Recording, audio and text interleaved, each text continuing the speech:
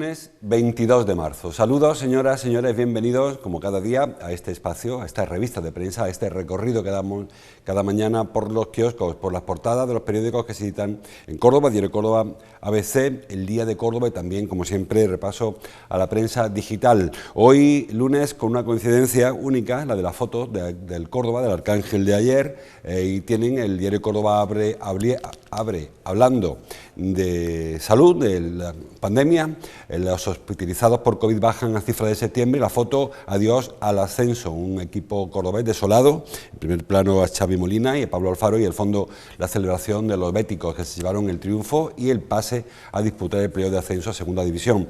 En el diario ABC, titulares se marcha del ámbito nacional incluso, la inteligencia cubana dice se infiltra la izquierda radical, y la foto sí que es también para el Córdoba, de nuevo Pablo Alfaro desolado, fracaso absoluto del Córdoba Club de Fútbol, Pablo Alfaro cabizbajo dice al final del partido. Y el diario El Día elige para abrir la crisis económica, en este caso el transporte de viajeros, que pierde 110 millones en Córdoba por la pandemia. La foto también para el partido de ayer, una foto que en caso del Día firma Juan Ayala, fracaso confirmado. La foto del diario ABC de Valerio Merino y el del diario Córdoba es de Paco González. Las tres fotos corresponden, como ven, al fracaso confirmado ayer del Córdoba en su partido frente al Betis, que le aleja, que impide acceder al periodo de ascenso a segunda división. Luego hablamos del deporte y luego, como saben, Fernando López y Nacho Serrano, a continuación a las 10:30, largo y tendido, analizarán el partido de ayer y lo que da de sí a partir de ahora el Córdoba, o lo que le espera de aquí a que acabe la temporada, si podrá o no al menos ese premio de consolación que será disputar la primera división de la Real Federación Española de Fútbol, que es un poco el cambio que ahora hay que empezar a entender de cara a la próxima temporada. Empezamos por el diario Córdoba. Sanidad decía, los hospitalizados por COVID bajan a cifras de septiembre. Ayer el dato que aportó la Junta de Andalucía hablaba de 82 personas hospitalizadas, que es una cifra que no se veía desde la segunda oleada. Ahí fue el techo de la segunda, el suelo de la segunda oleada, fueron 83, hemos bajado por debajo de ese pico de 82 personas ingresadas. Son buenas cifras. Luego hay otros datos que son más preocupantes. Por ejemplo, llevamos sin registrar un fallecido en Córdoba desde el sábado, domingo no, el viernes fue el último fallecido, no, el viernes tampoco hubo. Desde el jueves no ha habido ninguna notificación de personas fallecidas. No significa que haya acabado esto, ni mucho menos, pero es verdad que solamente hubo 47 positivos ayer en Córdoba, mucho más alta, como están viendo, 5 veces prácticamente más alta que nuevos ingresos. Solo hubo que notificar, o solo hubo que registrar 82 personas ingresadas a los hospitales, baja incluso la UCI, hay 21 personas en la UCI, 61 en planta, 21 en UCI, es decir, la situación no es dramática, pero es cierto que la tendencia no es del todo positiva. Hoy conoceremos la tasa de incidencia, que se quedó estancada en ese 108, 109, 110, por ahí andamos sin bajar de ahí, como era la esperanza de todo el mundo. Andalucía incluso ayer subió un par de puntos con respecto a la del domingo, a la del sábado, en 121 estamos a nivel andaluz, en España en torno a 128, es decir, que las cifras no acaban de aplanarse del todo y hay quien teme que eso signifique que habrá un repunte pronto, sobre todo después de Semana Santa. El diario Cordópolis, luego vuelvo a las portadas de papel, Cordópolis hace hoy un recordatorio de la incidencia que tienen las aperturas, famoso grifo de Juanma Moreno. Cuanto más se abre el grifo, hay más movilidad, hay más actividad, pero hay más contagios. Dice Cordópolis que un análisis del tráfico en pandemia muestra cómo la movilidad se disparó en febrero en Córdoba. Hay una aplicación de una plataforma digital que se llama Siri Analytics, sí, que es de Endesa, que lo que hace es medir la movilidad, son mediante una captación de datos de manera anónima, de cómo se mueven los vehículos durante el año, ¿no? Y entonces pues se ve, por ejemplo, que durante el confinamiento duro pues no hubo movilidad, se cayó la movilidad porque no había manera de salir. La Semana Santa pasada se cayó la movilidad también, pero luego hay un par de repuntes que coinciden con las aperturas de grifo de la Junta de Andalucía o de España en general, ¿no? Uno de ellos coincide con el Black Friday, con la temporada de venta navideña. Hay muchísima movilidad a nivel andaluz, a nivel cordobés también, personas que venían a la capital a comprar de la provincia, y eso hizo que después hubiera un repunte importante. Y en febrero, que hubo también se empezó a relajar hace poco, hace unas semanas, empezó a abrirse el grifo, empezaron a abrirse, recuerde, los cierres perimetrales municipales. Hubo un momento que estaba prácticamente toda la ciudad, toda la provincia estaba perimetrada municipio a municipio, pero a partir del 17 y 18 de febrero se abrieron los cierres porque la situación mejoró. Y esa mejoría, no sé si hay que relacionarla directamente, causa-efecto, pero provoca, pues como estamos viendo ahora, que las cifras no acaben de parar.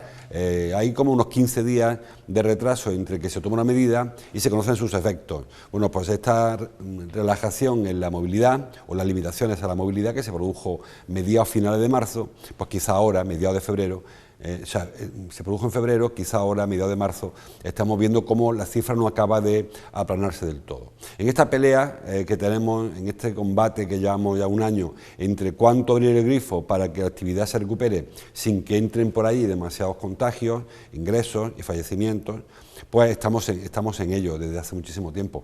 Ahora, saben, ayer concluyó el puente de San José, no en Andalucía, que no es festivo, pero sí en muchas comunidades, en Valencia, en Madrid fue festivo, y es probable que eso se resienta, las estadísticas se resienten cuando hay una apertura. Ahora toca Semana Santa, sabemos que son cierres perimetrales provinciales.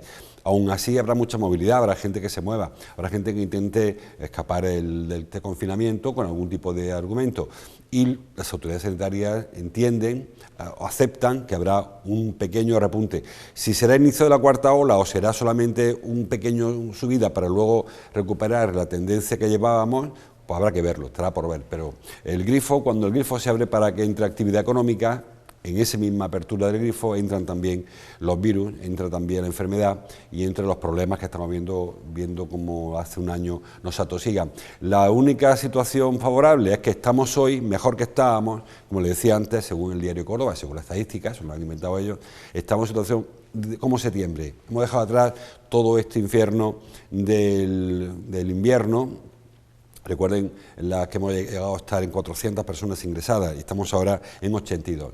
Es decir, que la situación sanitaria en cuanto a crisis asistencial o presión asistencial ha mejorado muchísimo y eso permite que en caso de que haya un pequeño repunte se pueda atender convenientemente. En Córdoba hay posibilidad de abrir hasta 12 unidades COVID en los hospitales y en Reina Sofía, por ejemplo, hay 2 solo de las 12 que se podían habilitar. Es decir, estamos dentro del peligro, una situación, bueno, salvable, ¿no? Para intentar que no haya una cuarta ola, pero una situación positiva en cuanto a las cifras, a pesar de que no conseguimos aplanar la curva del todo. El diario El Día abre, como le decía, hablando de crisis económica, en este caso del sector del transporte de viajeros, de los autocares. Titula el diario El Día: el sector del transporte de viajeros pierde 110 millones por la pandemia. Bueno, es una situación que no se nos escapa a nadie. Las empresas de autobuses, de autocares en Córdoba, creo que hay 45, de haber ido por ahí, viven fundamentalmente del transporte regular, es decir, los trayectos Córdoba-Lucena o Lucena-Cabra, ¿no? El que sea. Ahí es donde eso lo han mantenido, porque Junta de Andalucía, a pesar de que no hay muchos clientes, pero ha mantenido ese tipo de servicio. Son 45 empresas, sí, lo he encontrado.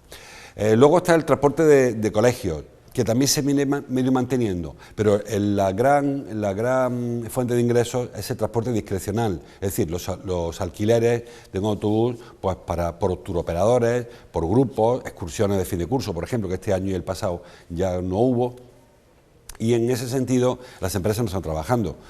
No hay viajeros, no hay capacidad, no hay posibilidad de moverlo, además aunque los hubiera, así que está costándole mucho dinero. Dicen los empresarios, dice Fedintra, que es la Federación de Transporte de Viajeros de Andalucía, que se ha perdido, que el 90% de los trabajadores, que son unos 700, en el caso de Córdoba, están en ERTE, porque no hay manera de moverlo, de darles trabajo. Aseguran que hay empresas que están vendiendo autobuses para pagar los préstamos que tenían por otros autobuses, porque saben que la flota se renueva continuamente, por obligatoriedad además, porque hay que pasar unos requisitos estrictos, lógicamente, por el tema de la seguridad, y hay empresas que no pueden hacer frente a los pagos. Hay quien está pagando al mes pues no sé, cantidades de 1.000 euros por unos préstamos que ahora no pueden devolver, 1.000 o 10.000 euros, depende de qué empresa, claro, hablo por vehículo, ¿no? De manera que hay muchas empresas que no pueden hacer frente a este asunto. Hay coches de los que veíamos la foto que cuestan 300.000 euros y que los tienen parados ahora. Ellos piden ayuda a la Junta de Andalucía, como todo el mundo, pide ayuda a la Administración para que le aporte algún tipo de ayuda directa, que no sean estos préstamos que al final es pan para hoy y hambre para mañana, porque si este tipo de empresas o cualquier otra empresa se mete ahora en un préstamo avalado por el ICO o lo que sea, que luego tiene que devolver, cuando la cosa empiece a recuperarse, vamos a estar trabajando para devolver el crédito, no para recuperar y poder pagar a los trabajadores, etcétera, etcétera. Así que piden ayudas directas, como se están concediendo en otros sectores o se están anunciando al menos para otros sectores. Dicen que no. Y no solamente aseguran que le falta dinero, sino además le hace falta interlocución, porque dicen que cuando se reúnen las mesas del turismo, por ejemplo, se cita a turoperadores, se cita a hosteleros, a hoteleros, pero no se les llama nunca a ellos, como si no fueran parte del sector del turismo, y eso hace que las decisiones que se toman no siempre le benefician a ellos, sino que cada cual mira por sus propios intereses. Ese tipo de mesas, es verdad que hay un interés general, común, que es el que los turistas vuelvan a nuestras ciudades, pero cada uno tiene sus intereses. Los hosteleros prefieren que la gente venga a comer, los hoteleros prefieren que la gente venga a dormir, los turoperadores que viajen, cada uno tiene su interés, lógicamente, y cada uno defiende las medidas que más le benefician. Aseguran que ellos no tienen esa interlocución, esa presencia en las mesas, y eso dificulta que los planes para salir de las crisis cuente con ellos o atienda sus necesidades. Hay más cosas. Por ejemplo, el diario ABC, la página 2, habla de una foto de la Fuente del Elefante, de la réplica, por cierto, la Fuente del Elefante, en la zona del Bejarano. Los cordobeses, dice, toman la sierra para huir del COVID. Bueno, ya lo sabemos, no se puede viajar fuera de la provincia y la sierra está muy cerquita. Durante mucho tiempo, años ya llevamos reclamando y reivindicando que se conozca o se valore nuestra sierra por encima de otros entornos naturales cercanos que se le da una importancia distinta, ¿no? Hablo de la Sierra de Huelva, la zona de Cortegana o Cazorla o la Alpujarra. Hay gente que acude a esos espacios buscando un entorno natural, medioambiental, que lo tenemos muy cerquita. Bueno, pues los cordobeses nos hemos dado cuenta ahora a la Fuerza Orca y hemos visto que muy cerca de Córdoba, a un paso, en autobús se puede llegar incluso, pues tenemos enclaves como este de la foto que publica hoy el diario ABC, el de la Fuente del Elefante. Y es una feria, literalmente. Viajar, o sea, pasear por el entorno de Bejarano, de otra sierra en general, sábado o domingo, hay que hacer cola prácticamente para acercarse a los baños de Popea o para llegar a sitio un poco más recogidito, ¿no? Para la Poza del Guadiato, del Bejarano, porque no se puede entrar, porque está aquello colmado de cordobeses. Le recuerdo que de 3 fines de semana, este es el segundo quizá ya, hay un servicio de Aucorsa que va desde La Victoria hasta Lagar de la Cruz, hasta las piscinas de Asuán. Es solamente un camino para allá, y luego un camino, esta Popea, como ven, y bueno, esta foto no se ve esta imagen no se ve demasiada gente, pero hay que hacer cola para entrar a Popea. Cuando si quiere bajar por la cuestecita, pues la gente va así como ven, van en fila, porque aquello es una feria para entrar para ir al senderismo. No son grupos que sean el mismo a lo largo, son personas que se encuentran y hacen la ruta. En este caso hablamos de trasierra, pero es que la subida a la cuesta del Reventón es otro camino, como si fuera en Semana Santa, todo el mundo uno detrás de otro. Decía la Fuente del Elefante que, como saben, ese elefante no está ahí ya, o sea, está una réplica, el original está en el Palacio Episcopal, en el Museo Diocesano. Bueno, pues una buena alternativa, ir por el campo en verano. Hay muchas rutas, no hay que hacer solamente la ruta típica de la Cuesta del Reventón o de la Cuesta de la Traición o del camino de Trasierra del Bejarano. Hay muchísimas rutas y yo les invito, como siempre, a que conozcan la sierra, a que aprovechen, a que se aprovechen de ese espacio natural. Y ahora que no nos dejan ir a Cazorla o a la Sierra de Huelva o a la Alpujarra o a donde queramos ir, pues tenemos la nuestra mucho más cerquita y, creo yo, igualmente atractiva una que la otra. Bueno, más cosas que hay. Todos los periódicos hacen referencia a un accidente trágico de ayer que le costó la vida a 2 personas. Un joven de 22 años, dice, por ejemplo, el diario ABC, en sentido contrario, Causa en la A4 una colisión múltiple con 2 fallecidos. Esa información aparece en todos los periódicos. Diario El Día, 2 muertos y 4 heridos en un choque en la autovía A4, La Carlota, y el diario Córdoba también lo trae para adentro. Pero vienen todos los periódicos, lógicamente, esta noticia. Se está investigando qué ocurrió. El chico pues salió del Arrecife y iba en dirección a Sevilla, iba a Madrid, pero tomó los carriles que iban en dirección a Sevilla y provocó un accidente que le costó vida a él y al conductor del vehículo que circula en dirección contraria, y varios heridos. Aquí dice 5, 4 según otros periódicos. Hay una persona que parece que inicialmente fue atendida y no llegó a ingresar. Bueno, pues se está investigando. No se sabe si fue un piloto suicida o fue un despiste o él conducía bajo algún efecto. En fin, no vamos tampoco a especular, habrá que esperar que la investigación concluya, pero lamentar la pérdida de estas dos vidas, la primera, y bueno, primero la vida, y luego ya se investigará lo que haya que investigar, porque evidentemente interesa.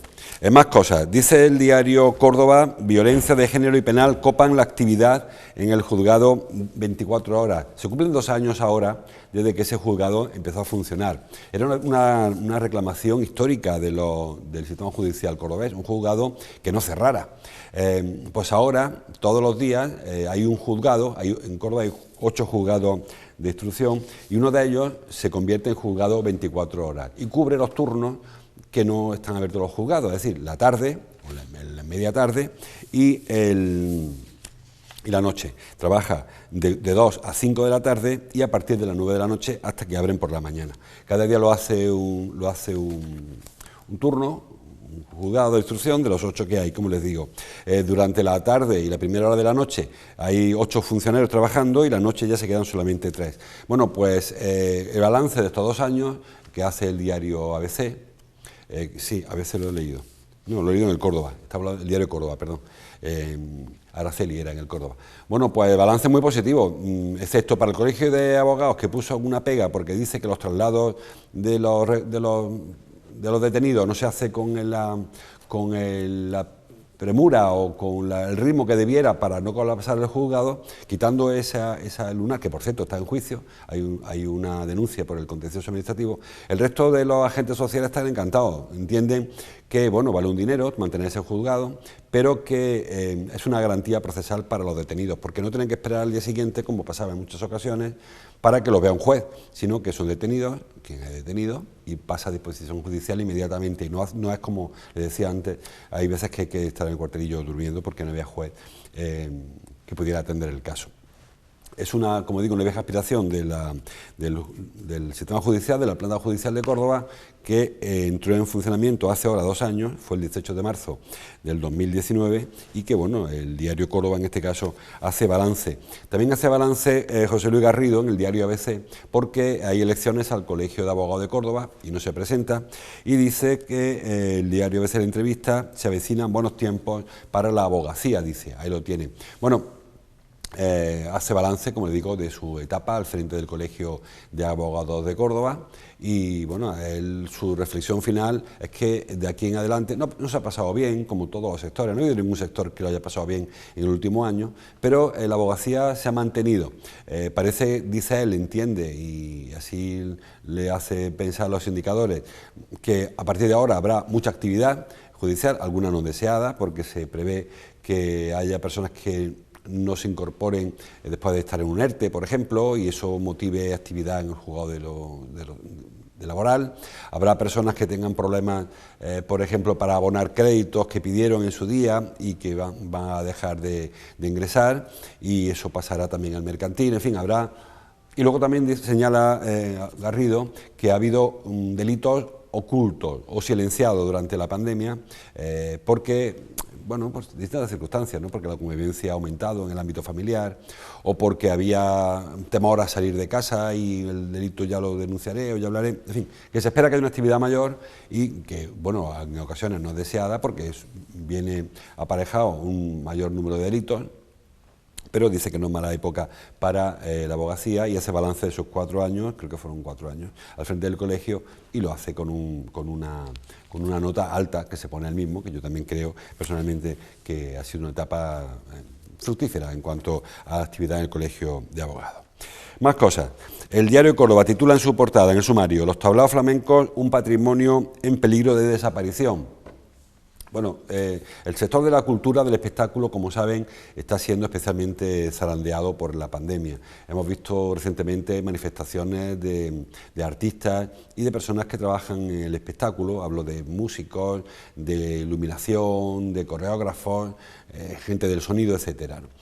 ¿Por qué? Pues porque no hay espectáculos, porque además, en este caso, el espectáculo ha sido especialmente, diría decir perseguido, pero sí especialmente limitado, ¿no? Porque es muy difícil mantener distancias de seguridad en los espectáculos. Luego, al haber un toque de queda, son espectáculos, por ejemplo, el tema del tablao, que suelen ser más tarde, más a la noche. Y luego, en el caso del tablao en concreto, pues suele ser, en el caso de Córdoba, con un cliente de fuera, que no ha venido, ¿no? Y entonces se van sumando factores y son especialmente castigados. En el caso de Córdoba, en Córdoba hay una decena de tablaos, o había cuando comenzó la crisis, porque algunos históricos pues no van a abrir. Por ejemplo, la Bulería, que es el tablao veterano, según dicen los hermanos Plantón, un recuerdo de nuevo a la pérdida del Calle. Es el tablao veterano, 35 años de antigüedad, y han decidido que no van a abrir, están buscando qué hacer con la casa, quieren alquilarla o venderla, porque, bueno, entre que la pérdida del Calle y el Güeñi que está ahora frente de eso tampoco tiene mucha... En fin, ¿qué van a dejar ese tablao? Recuerdan que ese tablao, un tablao histórico que ha pasado a Camarón, que pasó Tomatito, Merced, y que no va a abrir. Tampoco va a abrir Arte y Sabores, que es un tablao que está en los baños árabes, los antiguos baños árabes. Han dicho también que no abren. Y luego hay un par de tablaos que se espera que abran pronto, el Cardenal, que es muy de turistas, ¿saben? Aunque hay una calidad artística que no es el flamenco de Guiri, pero sí que está muy enfocado para el turista, saben que está justo enfrente de la mezquita. O el Patio de la Judería, que también en este caso bueno, está más enfocado también a la gastronomía, no es el tablao solo de oír flamenco. El problema que tienen los tablaos, se los comentaba, es que el público al que han dirigido no viene, el horario en el que actúa habitualmente o trabajan no se puede trabajar ahora, y además las limitaciones de espacio hacen que sea muy complicado rentabilizar el negocio. El problema es que la gran mayoría de los flamencos vive de los tablaos. Muy pocos flamencos, artistas me refiero, cantadores, bailadores o guitarristas, viven de sus conciertos porque no da para eso.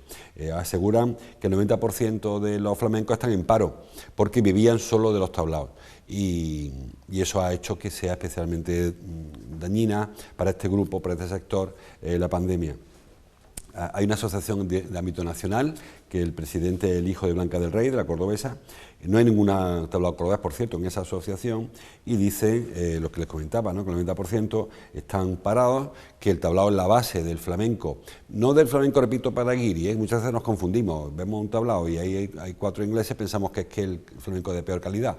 No es así, solo que, bueno, es verdad que hay tablaos que están muy cerca, muy en la zona turística, etcétera, y eso hace que se enfoquen especialmente para este asunto, para los turistas. Pero hay problemas de subsistencia. Los que se les han ofrecido o los que se apunta que van a llegar es que se le va a dar el 20% de lo que han dejado de ingresar. Y claro, con el 20%, que es 1 de cada 5 euros, difícilmente se pueden sostener ni el trabajo, ni la actividad, ni los empleos, ¿no? Y además saben que no son empleos especialmente consolidados, ¿no? Son trabajos muy precarios, de un trabajo de 1 hora a la semana en muchos casos, trabajos muy puntuales, de autónomos en muchos otros casos, es decir, que es complicado, ¿no? Y que el tablao o se le da un empujón o difícilmente podrá subsistir. En el caso de Córdoba, como les digo, había una decena, la información que publica hoy el periódico habla de que al menos estos 2 históricos, bueno, sobre todo la Bulería, un tablao con más de 30 años de antigüedad, en la casa donde vivió el Guerra, por cierto, pues parece que no va a poder reabrir una vez que termine esta situación. Más cosas que hay en los periódicos. Habla el diario Córdoba transporte, o sea, movilidad, en este caso, de las comarcas del norte. Titula: las comarcas del norte piden una mejora de los transportes. La baja rentabilidad hace que se eliminen las líneas. Hablamos antes del transporte de viajeros, pues en este caso ocurre algo igual, ¿no? Si el transporte del norte ya tenía problemas, porque lo hemos denunciado muchísimas veces, que el norte de la provincia de Córdoba está muy mal comunicado, tiene solamente una carretera y no es que sea la mejor de las carreteras, durante la pandemia ha sido la cosa mucho peor, ha ido mucho a peor porque no se podía viajar simplemente. El norte sufrió durante una época, un momento de esta crisis, una recesión mayor de lo normal y limitó muchísimo la movilidad. El Guadiato se mantiene la frecuencia, dice el diario El Día, tras un acuerdo entre la Mancomunidad y la Junta de Andalucía, pero necesita mejorar el transporte porque las empresas no encuentran la rentabilidad a esta actividad. Si no se hace de la institución pública, de la administración, la empresa privada no va a correr con el riesgo porque no existe esa movilidad. Recuerden además que, sobre todo con Villanueva, donde hay parada del AVE, recuerden, hay una interrelación distinta porque muchos municipios tienen transporte hasta Villanueva, pero ahora tampoco hay actividad con el AVE o ha caído mucho. Es decir, que aquí hay una coincidencia de elementos que hace peligrar el transporte en la zona del norte, tanto Guadiato como Las Pedroches. Y eso es lo que siempre hablamos, es la pescadilla: a menos transporte, menos actividad, y a menos actividad, menos transporte, y al final pues volvemos al aislamiento que sufrió históricamente toda esa zona, y que hay muchos proyectos para la conversión en autovía de la carretera de Badajoz, Granada-Badajoz, que están paralizados. Además, en el tramo este del norte va a ser muy complicado porque el impacto ambiental es mayor. En su día se elaboró un estudio, un informe de impacto ambiental que salvó las circunstancias, pero han cambiado ahora las medidas, ¿no?, o los límites en cuanto al impacto ambiental, y parece difícil que el proyecto salvara hoy un estudio de impacto ambiental, con lo cual la comunicación con el norte no es la mejor. El ferrocarril, saben cómo anda, ya hay un proyecto, incluso había que impedir recuperar la vía desde Córdoba hacia el norte, ya hay un proyecto para hacer una vía verde en esa zona y renunciar definitivamente al ferrocarril, que tampoco parece que sea rentable. Es decir, que la comunicación con el norte hace que esa zona cada vez se vaya aislando más y no hay forma de comunicarla con la capital, incluso con otras provincias, porque si bueno, tengo que salir hacia el norte, hacia el sur, pero puedo ir hacia el norte o hacia otra provincia, me conformo, pero no es el caso. Bueno, pues más cosas que quedan. Básicamente, deporte, que les comentaba yo antes. Los tres periódicos hablan de la derrota ayer del Córdoba frente al Betis Deportivo, que le impide definitivamente disputar el periodo de ascenso a Segunda División. Ahora entramos en una segunda fase que la explicarán Fernando y Nacho ahora mucho mejor que yo, pero el gran objetivo de la temporada, que era llegar a pelear por el ascenso a la División de Plata, no se va a producir. Fue un partido raro, un partido en el que el Córdoba mandó durante prácticamente minutos 85-90, parecía mucho más solvente que el Betis, pero luego todo cambió de pronto, un gol en Sevilla frente al Yeclano, y los dos goles que encajó el Betis hicieron que de la gloria, que era pelear al menos por el ascenso a Segunda, pues se pasó al infierno, como señala algún periódico en 5 minutos, de ahora tenés que pelear por no bajar a Cuarta División, debe ser la que nos correspondería si el Córdoba no concluyera tampoco este objetivo que se marca ahora a corto plazo. Ahora hay parón liguero, y a continuación habrá que jugar contra los equipos cuarto, quinto y sexto del otro grupo e intentar salvar una temporada con un objetivo que, si nos lo contaran a principios de año, nos parecería un objetivo muy triste y muy pobre. Bueno, pues ahora es el único objetivo que le queda al Córdoba para no pegar un batacazo mayor y bajar de pronto, en lugar de subir, como pretendíamos Fernando o Nacho.